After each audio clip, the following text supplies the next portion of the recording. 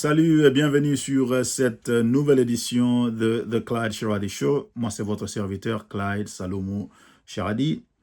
Je vais vous parler aujourd'hui d'un sujet très important, mais je vous retrouve juste après ce générique.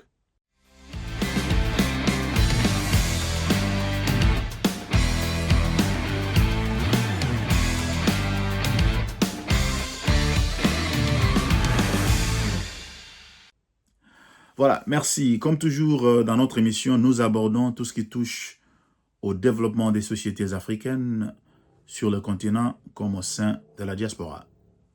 Notre émission a un nom. Le nom, c'est CLE. C'est un acronyme. C pour conscience, L pour leadership, E pour entrepreneuriat. À travers cette émission, nous visons une influence à triple dimension: philosophique, politique et pragmatique. Philosophique parce que c'est la pensée qui façonne nos consciences et notre réalité. Politique parce que nous sommes tous, ou en tout cas nous sommes tous censés être des citoyens qui contribuent au développement de leur communauté, partout où nous nous trouvons. Et là, lorsque je parle politique, je ne parle pas de la politique politicienne, je parle du polis, l'art de bien gérer la société. Et enfin, la dimension pragmatique, c'est que si les idées inspirent les hommes, il n'y a que les actions qui transforment nos sociétés. Et donc, il faut que nous puissions, au-delà de nos conversations et échanges philosophiques et politiques, trouver comment nous pouvons entreprendre des choses de manière pragmatique qui puissent changer nos sociétés. Aujourd'hui, le sujet du jour, c'est l'armée, ou en tout cas les forces armées de l'Alliance des États du Sahel, l'AES.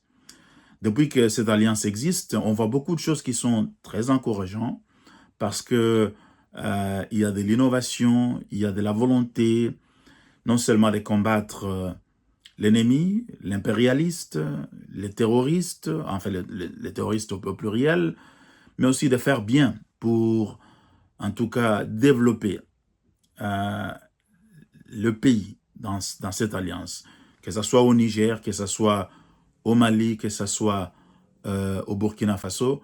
On voit une volonté manifeste des chefs d'État de bien faire les choses pour arriver à transformer leur société, à les soustraire du joug du néo-impérialisme et à façonner de nouvelles sociétés dans lesquelles les Africains se prennent en charge et prennent leur développement, les développements socio-économiques dans leurs mains pour que cela ne soit plus.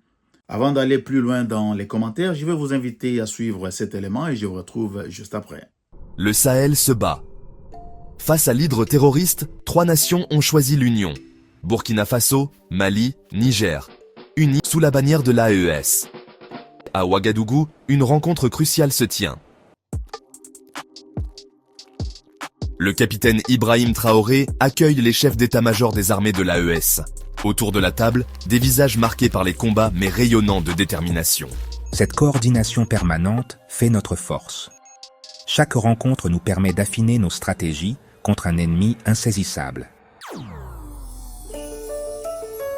Dans la zone des 3 frontières, les opérations Yereko ont marqué un tournant. Regardez ces images exclusives de nos forces en action. L'innovation est au cœur de la stratégie. Face à des terroristes changeants, l'AES développe des moyens high-tech tout en capitalisant sur la connaissance du terrain.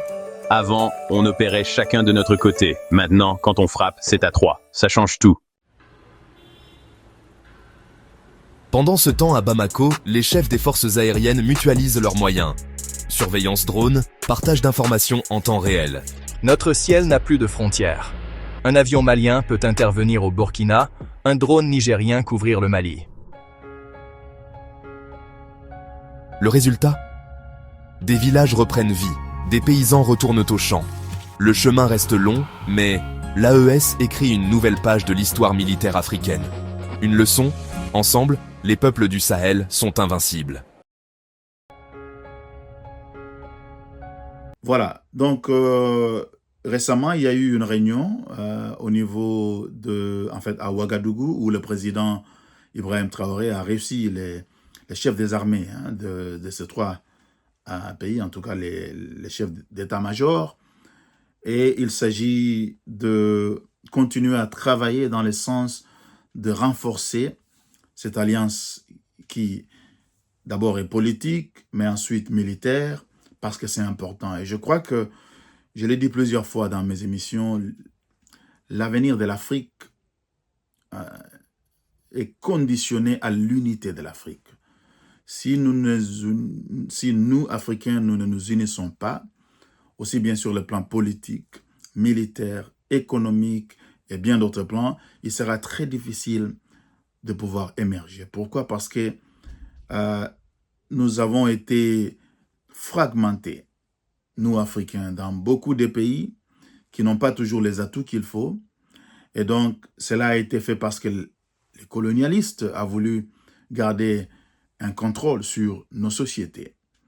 Et donc, si nous voulons nous développer, nous avons tout intérêt à réunir nos forces pour que nous puissions peser. Nous sommes un peuple qui est capable de se prendre en charge. Simplement, nous avons besoin de changer notre manière de penser, notre manière d'agir, notre leadership et notre manière de concevoir les enjeux sur le plan international afin que nous puissions bâtir une force.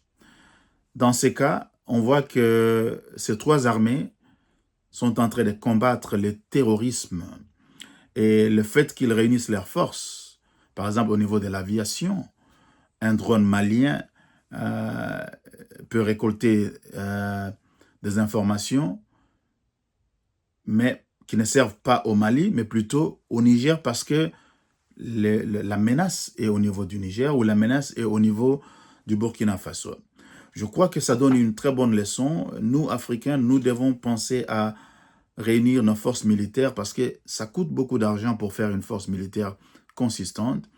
Et donc, si nous nous mettons ensemble, ça veut dire que nous serons en mesure d'acheter beaucoup plus d'armement, de former nos militaires d'une manière qui soit meilleure et de renforcer nos capacités afin de nous occuper de tous ces éléments, que ce soit des terroristes ou en tout cas les pions des Occidentaux qui viennent perturber la paix et la stabilité dans nos pays. Et l'OUA, qui devrait jouer ce rôle d'unifier l'Afrique, malheureusement, jusque-là, à mon avis, elle fait un travail qui est médiocre. Et je me demande si un jour on trouvera vraiment l'unité africaine comme l'ont conçu Lumumba, Kwame Nkrumah ou d'autres panafricanistes célèbres comme Thomas Sankara et autres. L'Afrique a tout intérêt à s'unir militairement. C'est très important parce que nous ne pouvons pas faire face aux Occidentaux, aux impérialistes, si nous sommes dispersés, fragmentés dans nos forces. Les militaires doivent trouver une formule qui permette à ce que, bien que nous avons des identités différentes dans chaque pays, mais que nous puissions unir nos forces. Mais cela ne peut arriver que si les politiques viennent donner de la motivation pour faire évoluer cette pensée. Et cela les politiques ne peuvent faire cela que si le peuple africain continue de pousser, continue de faire pression sur les politiques afin que l'Afrique soit réunie. Nous avons eu beaucoup de dictateurs qui, pendant longtemps, allaient à l'unité africaine, à l'OUA, pour prendre des photos, faire des fêtes, mais sans rien, en tout cas, accomplir. Mais on voit dernièrement qu'il y a quand même des évolutions au niveau économique. Il y a des partenariats, il y a des accords pour le libre-échange, mais on doit aussi aller au niveau militaire, on doit aussi aller au niveau politique et aller beaucoup plus rapidement. C'est vrai qu'il y a beaucoup de défis, mais c'est à nous de savoir comment on peut surmonter ces défis. Les jeunes Africains aujourd'hui demandent cette unification de l'Afrique et nous devons faire que partout où nous sommes, que nous puissions toujours aider à promouvoir ces discours, ces narratifs de l'unité pour qu'ils puissent un jour se manifester en faisant pression à nos politiciens. Moi, en tout cas, je suis très, très content de voir comment l'AES est en train de donner une leçon magistrale à l'OUA, aussi bien au niveau de se débarrasser de l'impérialisme qu'au niveau de l'unité, de l'unification, si vous voulez, de nos forces, pour que nous puissions être mieux équipés, mieux outillés, mieux préparés à faire face à nos ennemis sur tous les plans. Voilà. Alors, avant de finir cette émission, une question. Beaucoup d'entre nous, Africains, sommes tous conscients des défis qui sont les nôtres. Nous critiquons nos politiciens parce que la plupart sont médiocres. Mais qu'est-ce que nous faisons, nous, au niveau individuel, pour contribuer au changement? C'est vrai que nous voyons de plus en plus des Africains qui, comme ce que j'ai fait maintenant là, font des vidéos, des émissions, mais ça c'est plus du côté de la pensée.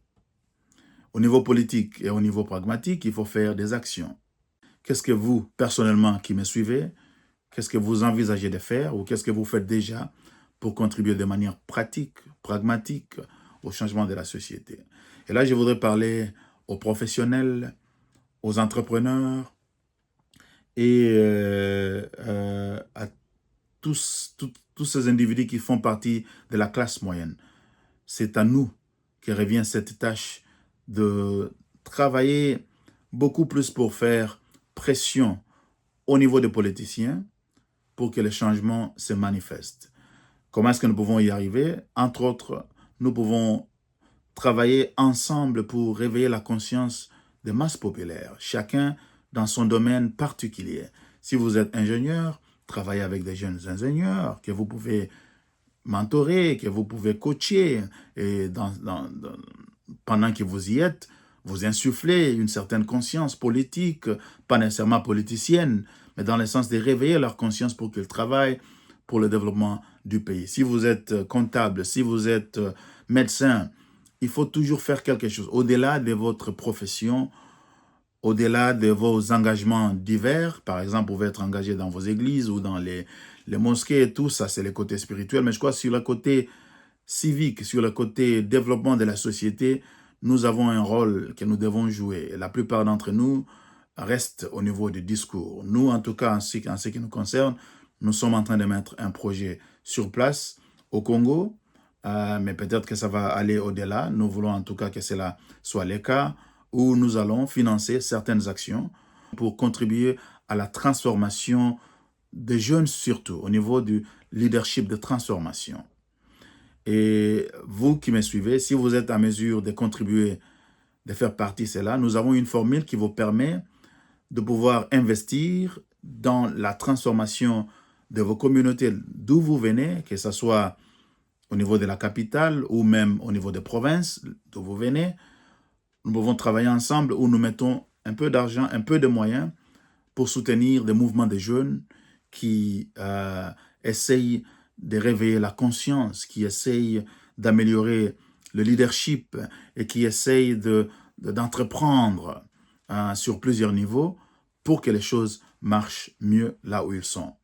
Si vous voulez avoir beaucoup plus de détails, n'hésitez pas à nous contacter et nous allons ensemble voir comment nous pouvons travailler. Il s'agit tout simplement de faire de sacrifices dans le sens d'investir du temps, un peu de moyens financiers et toutes les connexions que nous avons pour que des actions, en tout cas concrètes, soient prises, surtout pour l'accompagnement des jeunes dans nos sociétés, dans nos communautés, afin que nous puissions insuffler une dynamique de l'excellence, une dynamique du réveil patriotique, une dynamique de l'entrepreneuriat, de la créativité dans nos communautés. Je m'arrête ici et j'espère que cette émission a ajouté quelque chose dans votre manière de penser et de voir les choses.